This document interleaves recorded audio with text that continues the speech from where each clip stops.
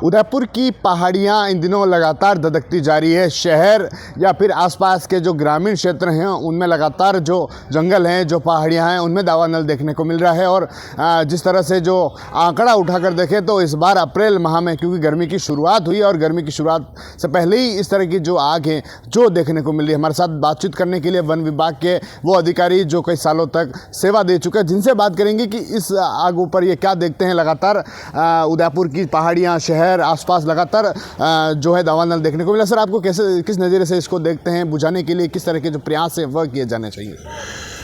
देखिए, एक्चुअली जंगलों में आग तो बरसों से, सदियों से लगती आ रही है, लेकिन मैं समझता हूँ कि अप्रैल महीने में इतनी जो भीषण आग लग रही है, इसका सबसे बड़ा कारण तो ग्लोबल वार्मिंग और जो एबनॉर्मल जो बढ़ा हुआ टेम्परेचर है उसकी वजह से जंगलों से जो पत्ते गिरते हैं, फूल पत्ते जो सूख जाते हैं, और अगर राहगीर आते जाते अगर बीड़ी फेंक देगा या माचिस की तीली फेंक देगा तो वो आग जो है जल्दी से पकड़ लेती है।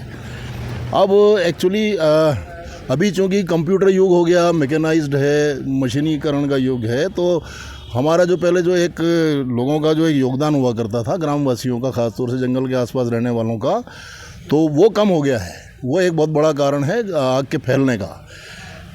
पहले जैसे ही आग की सूचना मिलती थी, गांव वाले बिना किसी फॉर्मल बुलावे के वो अपने अपने पास जो भी साधन हुआ करते थे वो लेके चले जाते थे, और एक अनडिक्लेयर्ड सा एक रूल था कि साहब अगर आसपास आग लगनी है तो गांव के हर एक व्यक्ति को जाके उसको बुझाना है। तो लोगों का जो पार्टिसिपेशन है वो कम हो गया है।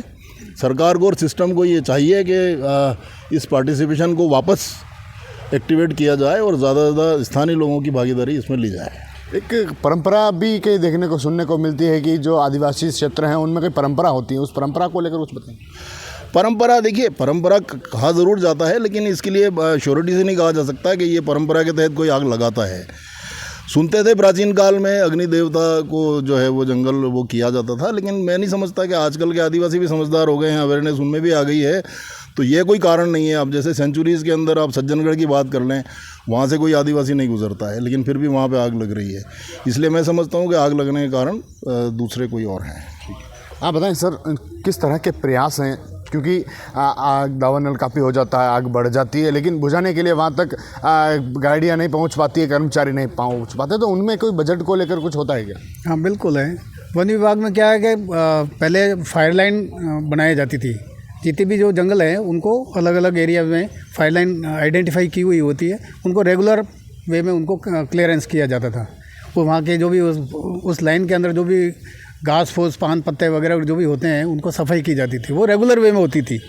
अब वर्तमान में क्या है कि बजट प्रोटेक्शन के नाम पे और फायर लाइन के नाम पे बहुत ही कम दिया जाता है, जिसकी वजह से क्या वन विभाग वाले इतना काम करवा नहीं पाते हैं। जिस तरह के आसपास के इलाकों में लगातार जो आग देखने को मिलती है, इनका कारण आप प्रमुख क्या मानते हैं? उनका मुख्य कारण तो एक है कि जैसे ज़्यादातर इस गर्मी की सीज़न में एक तो शहद के लिए लोग, गांव वाले जो हैं वो शहद पाड़ने के लिए जाते हैं, तो शहद के लिए धुआं करते हैं, तो धुआं का जो धुआं करने के बाद में जो आग कुछ पीछे बच जाती है वो वहीं छोड़ देते हैं। तो वो घास, चूँकि जंगल में सूखे हुए घास तैयार मिलती है, सूखे पत्ते तैयार मिलते हैं, तो वहाँ से आगे से आगे वो आग पकड़ लेती है।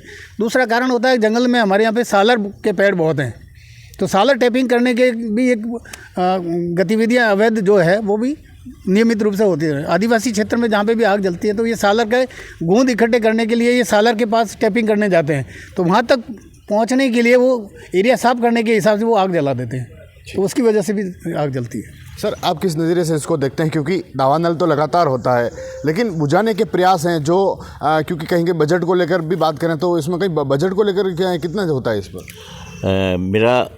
मैं इस पे आने से पहले मैं बताऊंगा, मेरे साथी फतेह सिंह जी ने बताया आपको कि एक तो शहद है और एक ये सालर है, इसके अलावा एक महुआ बीनने का बहुत बड़ा एक है। आजकल क्या गर्मी के अभी सीज़न में सभी क्षेत्रों में महुआ के फूल बीनते हैं, तो उसमें क्या फूल जो अर्ली मॉर्निंग गिरते हैं सुबह 4 बजे, और गिरने से वो उसको उसके नीचे जो पेड़ के नीचे ये लोग आग लगा के सफाई घास साफ़ करते हैं, जिससे बीनने में उनको आसानी रहे।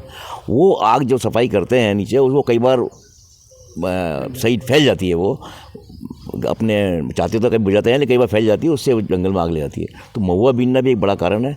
और दूसरा जो ये जो बता रहे हैं मगरा स्थान वाला, कुछ जगह मैं मानता हूँ आई है चेतना, लेकिन फिर भी अभी कई जगह प्रेवलेंट है ये। और इंसानी भूल तो है ही, बीड़ी सिगरेट पी के फेंक देना ये अपने आप में।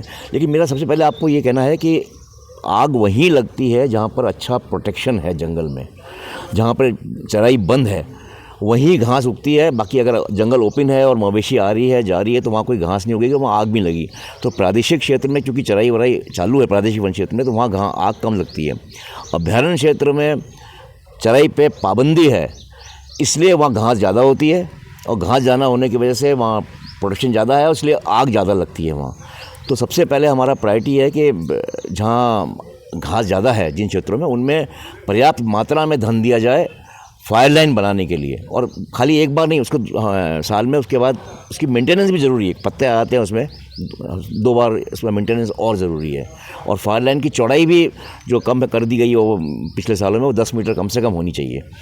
तो धन की कमी तो है। पहले तो ये काम फायर लाइन का काम जब हम नौकरी में आए थे तो नॉन प्लान में दिया था पैसा। नॉन प्लान मीन पैसा फिक्स रहता था, वो तो देना ही है सरकार को, जैसे तनख्वाह मिलती है वैसे नॉन प्लान में उसी तरह से फायर लाइन पैसा मिलता था।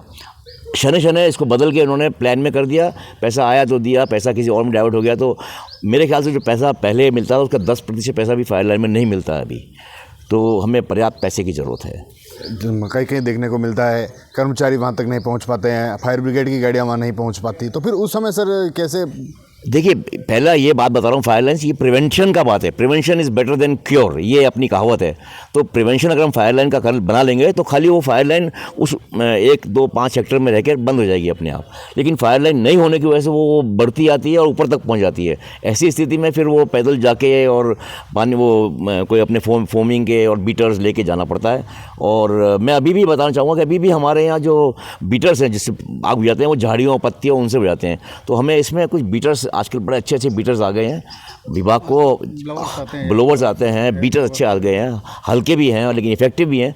उनको सेंचुरी पे कहीं ना कहीं हर जगह रखने चाहिए पर्याप्त मात्रा में। उसके लिए कुछ थोड़ा धन लगेगा एक बार, लेकिन वो एक कारगर उपाय है। ठीक है सर, आप बताएं सर, लगातार आग देखने को मिलती है तो आप क्या मानते हैं, कारण क्या मानते हैं? बेसिकली एक आग का देखा जाए ना तो कोई एक कारण तो होता नहीं है।